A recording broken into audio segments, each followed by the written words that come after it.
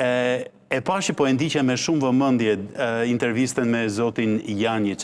Cila është përshtypja që krijove për këtë rifillim të protestave, të cilat fillojnë me një incident dhe shumë të rëndë? Po, besoj që është fillimi një momentum i tri të lëvizjes protestuese.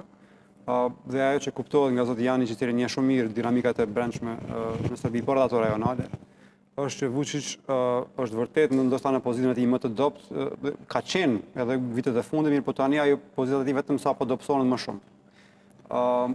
Dhe ka humbur instrumentat kryesore të fuqisë së tij. Pra, së brendshmi në parti i duhet të menaxhoj konflikte, grupe të ndryshme të interesit, se jashtëmi ka një opozit e cila, dhe një lëvizje studentore, e cila e ka gjetur, kjo nuk u përmend nga zoti Janjic, e ka gjetur ndoshta një figurë unifikuese të rektori Jokić, të paktën për zgjedhjet prezidenciale të vitit të tjetër, dhe zoti Janjic e tha me stil tha që ndoshta Vučić këtë lëshim dhe mund t'ja bëjë opozitës, sepse në fund të fundit prezenca në Serbi nuk ka pushtet real.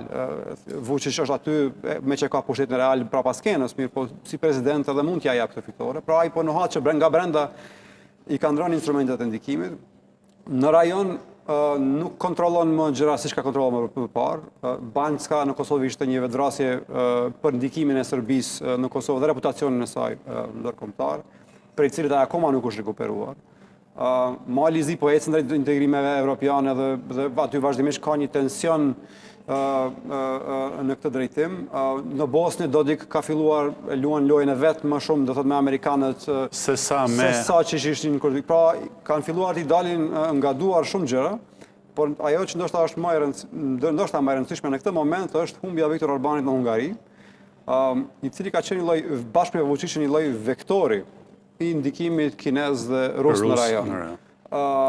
Dhe humbja e Orbanit, do thot ka efekt edhe psiqik në Serbi, sepse ai kishte një kohëzgjatje në pushtet pothuajse të ngjashme, kishte një model pushteti pothuajse identik, dhe modeli që krijohet tani, pra, mund të jetë frymëzues edhe për Serbinë. Dhe në këtë kontekst, nga kjo humbje këtyre instrumenteve të fuqisë dhe të ndikimit, Vučić është si zakonisht në këto momente fillon momentet agresionit dhe të retorik ndaj fqinjve. Këtë javë kemi pas një incident në Malin e Zi, për shembull, rreth çështjes së pavarësisë së Malit të Zi.